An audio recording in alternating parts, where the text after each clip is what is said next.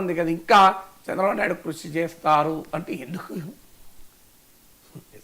ఇక ఫైనల్గా భారత్ పాకిస్తాన్ల మధ్య యుద్ధాన్ని నేనే ఆపాను, అణుయుద్ధం రాకుండా చేశాను అని చెప్పి పదే పదే చెప్పుకునే అమెరికా అధ్యక్షుడు డొనాల్డ్ ట్రంప్కి మింగుడు పడని విషయం సార్. పాక్ విదేశాంగ మంత్రి ఇషాక్ దార్ చెబుతూ ఉన్నారు, భారత్ పాకిస్తాన్ల మధ్య కాల్పుల విరమణ విషయంలో మూడవ పక్షం జోక్యాన్ని భారత్ అంగీకరించలేదు అని చెప్పేసి. సో కాల్పుల విరమణ అనేది ద్వైపాక్షిక విషయమే అని చెప్పి పాకిస్తాన్ చెబుతోంది సార్. గతంలోనే ట్రంప్ వాదనను భారత్ ఖండించింది, ఇప్పుడు పాకిస్తాన్ ఖండిస్తున్న పరిస్థితి. ఇక్కడైనా ట్రంప్ మానేస్తారనుకోవాలా సార్ చెప్పడం? పాకిస్తాన్ ఖండించలేదు. ఫస్ట్ పాయింట్, పాకిస్తాన్ వివరణ ఇచ్చింది. కానీ పాకిస్తాన్ ఎందుకు ట్రంప్ను ఖండిస్తుంది? ట్రంప్ పేరు చెప్తే గజగజ మనకి పాకిస్తాన్ కూడా ట్రంప్ను ఖండించే అంత సీన్ ఎక్కడిది, కానీ అది పక్కా పెడదాం. సో ట్రంప్ మానేస్తాడా అంటే ట్రంప్ ఎందుకు మానేస్తాడు? ట్రంప్ ఏది మానేశాడు? ట్రంప్ను మాన్పించగలిగే శక్తి ఎవరికీ లేదు. పాకిస్తాన్ అనుకుంటుందా? పక్క పెడదాం అది కూడా. కానీ ఇక్కడ క్వశ్చన్ ఏంటి అంటే అసలు what is the role of the Trump? Yes, ట్రంపే ఆపలేదు అనేది భారత ప్రభుత్వ వివరణ.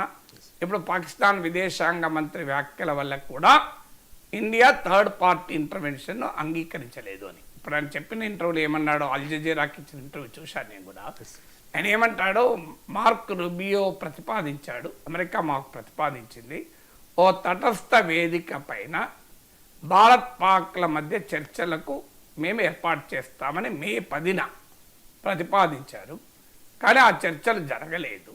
మేము అడిగాము మార్క్ రూబియోని, ఏమైంది, మీరు తటస్థ వేదిక పైన చర్చలు పెట్టిస్తామన్నారు కదా అంటే మేమేం చేయాలి, భారతదేశం వినడం లేదు, థర్డ్ పార్టీ ఇంటర్వెన్షన్ను ఇండియా అంగీకరించడం లేదు కనుక మేమేమీ చేయలేకపోతున్నామని మార్క్ రుబియో చెప్పినట్లుగా పాక్ విదేశాంగ మంత్రి అన్నారు. అంటే ఇక్కడ వరకు మన క్లారిటీ ఏమొచ్చింది? వేరే దేశం వేదిక పైన చర్చలకు భారత్ ఒప్పుకోలేదు, థర్డ్ పార్టీ మీడియేషన్కు ఒప్పుకోమన్నది భారత విధానం, ఇందులో డిస్ప్యూట్ లేదు. కానీ మరి ట్రంప్కు ముందెట్లా తెలిసింది? ఇప్పుడు థర్డ్ పార్టీ జోక్యాన్ని ఇండియా ఒప్పుకోలేదు, కానీ థర్డ్ పార్టీకి ఎట్లా తెలిసింది మనం కాల్పులు ఆపబోతున్నామని? ట్రంప్ మోడీ కన్నా ముందు ఎలా ప్రకటించాడు? ట్రంప్ మోడీ కన్నా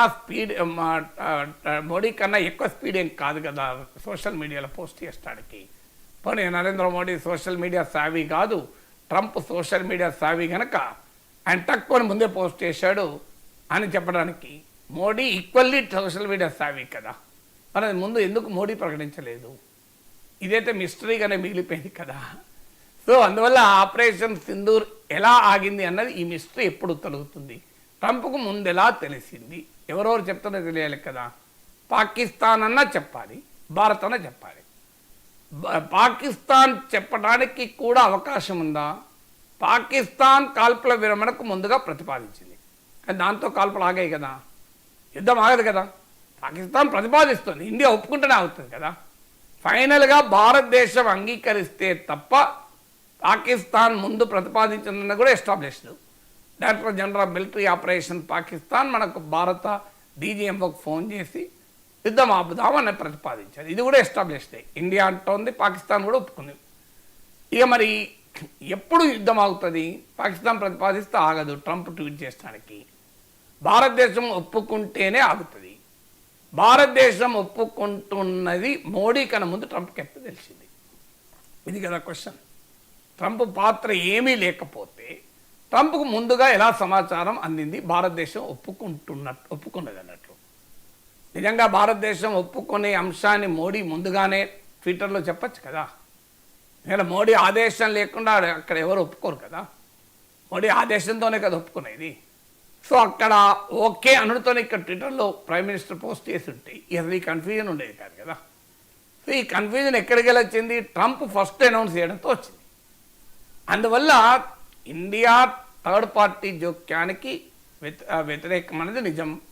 కానీ తేలని మిస్టరీ ఏంటంటే ట్రంప్కి ముందు ఎవరు చెప్పారు అంటే ట్రంప్కు చెప్పి మరి భారత్ ఒప్పుకుందా?